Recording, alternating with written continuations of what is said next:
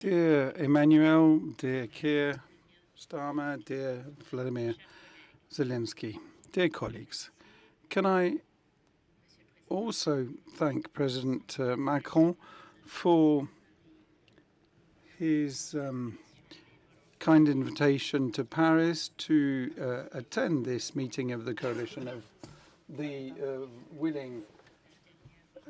But before I do so, can I speak to Keir Starmer? It was, dear Keir, the last meeting, your last meeting of this coalition of the willing, and can I really thank you for the excellent cooperation we've enjoyed over the last 14 months. We have worked closely, intensely, but in great friendship. We worked together for Ukraine, of course, but not only. For more than for very many years, we have been cooperating with the United Kingdom. We signed an agreement last year, an agreement that has now been ratified by both our parliaments.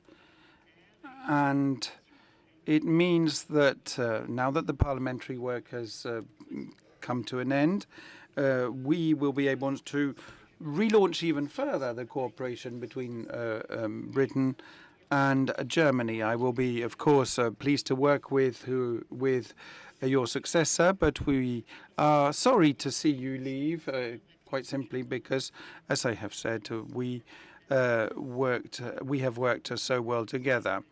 At your last visit in Berlin, I think we'd decided that we would go on enjoying a close personal relationship, and I must say I might take you up on that offer and phone you occasionally to get your opinion on this or that. Can I also thank President Macron for inviting us to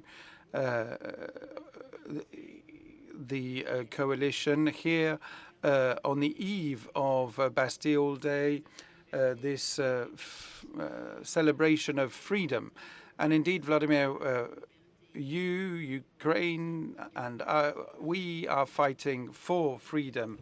We're fighting for the freedom of Ukraine, but also for the freedom of the entire Europe, which is being threatened over the last few weeks. We have been able to give new momentum diplomatically also. We had the G7 in Evian, where we restored transatlantic unity. And thank you, Emmanuel, for organizing the G7 so effectively and for being so successful.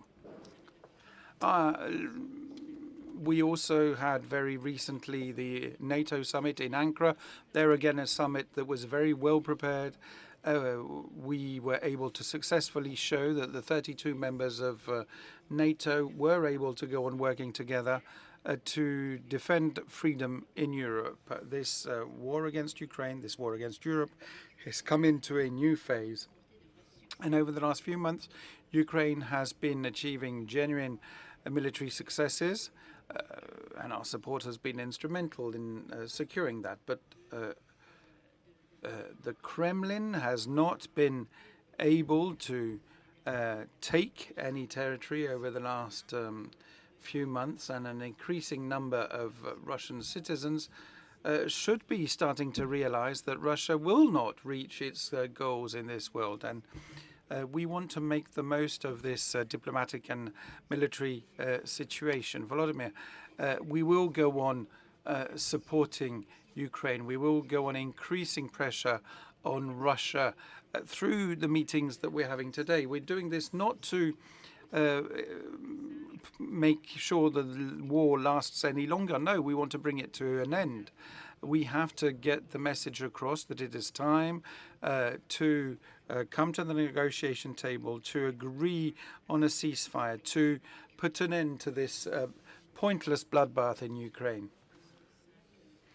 Today we agreed on 5 items that my colleagues have already mentioned. First of all, on peace, we have said that we are in favor of a ceasefire. It is something that is vital and key to securing a lasting peace. Then there has to be lasting monitoring, security guarantees, binding rules, and a strong Ukraine. And the coalition of the willing can play a significant role in close cooperation with the United States to get this.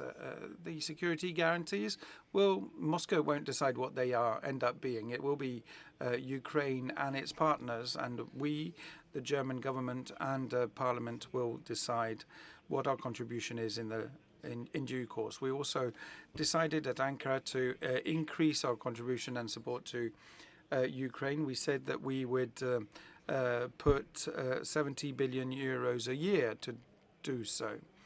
And as we have said, it is vital for us to work on Ukraine's anti-missile system, defense system, and I think we really have to do what we can to build up this anti-missile defense.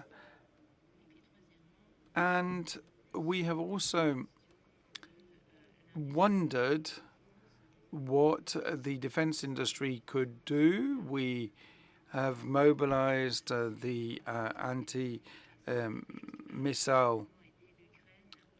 defense industry and set up this coalition, this anti-ballistic coalition. This will help Ukraine face the assaults by Russia, and it will make it easier for our industrialists to work together. Fourthly, we also looked at how Ukraine could get ready for another winter in a time of war, should there be a need to do so. We need to make sure Ukraine can be resilient, and Germany will do what it can to assist in so doing. What is interesting is that we've all got the same compass. We want peace and security for Ukraine and for Europe. And we are, of course, ready for peace negotiations with Ukraine and Russia, supported by Europe and the United States. It is for President Putin to seize this opportunity. We will go on increasing the pressure on Moscow, go on working within the coalition of the willing, and we will go on standing side by side with Ukraine for freedom that we will be celebrating tomorrow with our French colleagues, freedom of Ukraine and freedom of Europe as a whole.